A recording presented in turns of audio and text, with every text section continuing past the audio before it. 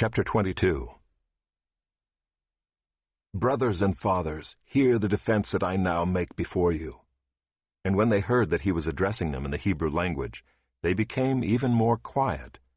And he said, I am a Jew, born in Tarsus in Cilicia, but brought up in this city, educated at the feet of Gamaliel according to the strict manner of the law of our fathers, being zealous for God as all of you are this day. I persecuted this way to the death, binding and delivering to prison both men and women, as the high priest and the whole council of elders can bear me witness. From them I received letters to the brothers, and I journeyed toward Damascus, to take those also who were there and bring them in bonds to Jerusalem to be punished. As I was on my way and drew near to Damascus, about noon a great light from heaven suddenly shone around me. And I fell to the ground, and heard a voice saying to me, Saul, Saul, why are you persecuting me? And I answered, Who are you, Lord? And he said to me, I am Jesus of Nazareth, whom you are persecuting. Now those who were with me saw the light, but did not understand the voice of the one who was speaking to me. And I said, What shall I do, Lord?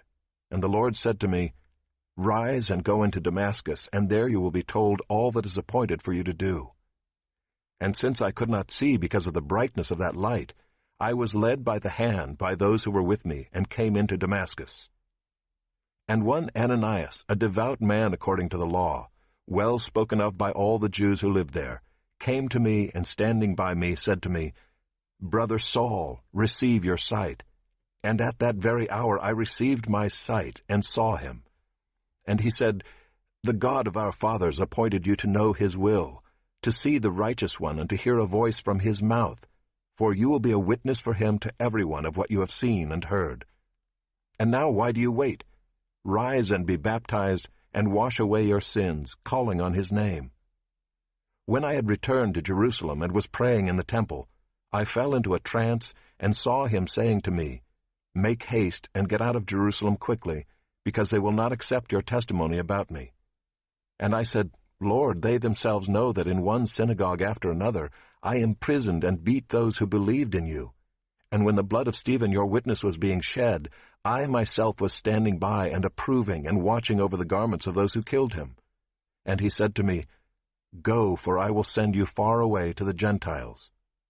Up to this word they listened to him. Then they raised their voices and said, Away with such a fellow from the earth, for he should not be allowed to live. And as they were shouting and throwing off their cloaks and flinging dust into the air, the tribune ordered him to be brought into the barracks, saying that he should be examined by flogging to find out why they were shouting against him like this.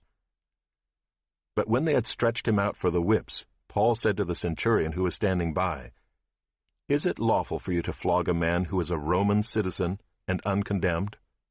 When the centurion heard this, he went to the tribune and said to him, What are you about to do? For this man is a Roman citizen.